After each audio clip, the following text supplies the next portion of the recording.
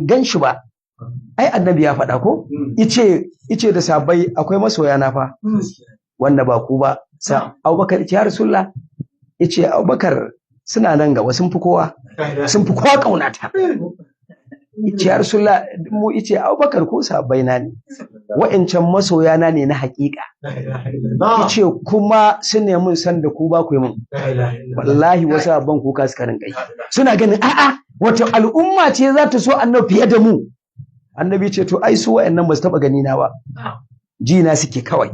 Amma ɗin zai ba da babarsa, ya ba da babansa, ya ba da matarsa, ya ba da ‘ya'yansa, ya ba da dukiyarsa, ya ba sa gidansa, ya ba da gidansa, ya ba da kansa, ya ganni kawai. Ba haka bane? Duk wannan aka zo aka ce ba da komai ka ga annabi ba za ka bayar ba. To an ka bayar komai da ka ba sai ya da maka.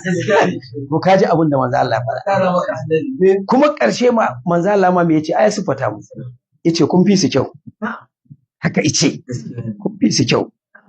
Amma imaninsu ya ratsa su.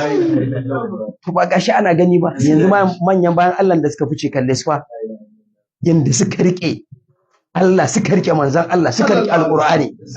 To ka gani shi sa kullum abin da ba a so da bawan Allah ya rinka faɗan laifin bawan Allah. Shi abin da Allah ba a so ban ce ka tsare mu wani ba. Da na tayi sai na sa mala'iku to ba ruwanka da shi.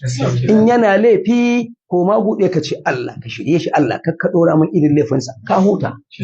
Amma da ka je kan da kaza yake yi to in kai wasa in Allah ya kama ka yace me yasa kai da shi kai na saka kula min da shi ina ruwanka da shi kai ka dace shi ni na faɗa alice abina kuma ni saba ba kai ba to kai za ka ce da Allah ba ka da wuta.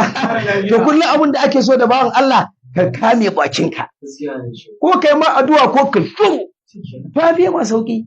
Shi Allah da ya tsara abunsa duk ya sa wa kullu shay'in ahsaynahu kitaba. Haka Allah ce komai na tsara shi a rubuce na tsara shi ba ruwanku. Kaga shikenan magana ta kare. To wannan ta sa ƙarshen dai ba'amala an gane Annabi Musa alaihi salatu wassalam ya gaya musu wannan kalma. Bayan ya gaya musu wannan kalma gari ya kankama jama'a ko ina da ko ina ta zama ta Annabi Musa. To Annabi Musa da ya ji ilimi ya mai yawa aka sai ce ya rabbi a duniya akwai ko mai ilimi na? Ko kuma Allah ba ya san haka. Ka ji abin da ya ce akwai mai ilimi na a duniya. Wa kullu zi ilmun fawqahu alimun. Allah ce duk wani masani nayi wani akan sa. To ka ji fa shi yasa na taɓa baka wata kissa. Al'arshin Allah da Allah ya kirkire ta. Sai ya ce ko za ki magana al'arshi ba? Sai ta ce ka riƙe ni ka ce anta rabbul arshil azim. Kai ne ubangijin al'arshi mai girma. Kai ma Allah ka ce da ni mai girma ce. To girma na ba kamata.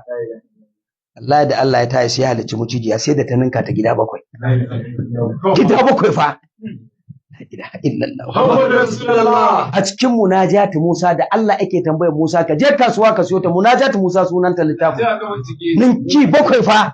Yanzu ko duniyar nan mucijiya ta ninka gida 7 yaya? Don ka ɗauki duniya biliyan 10 ka sa ta al'arshi na rintsi da Allah sai ta ɓata. Ita ba al'arshi ma ba a sifata ta. Amma Allah ya ƙirƙiro mucijiya da kun fai kuna a saka ta ninka ta gida 7. Sai mucijiyar ta ce to Allah na ninka ta gida 7 ina zan sauka. Girma na ya isa.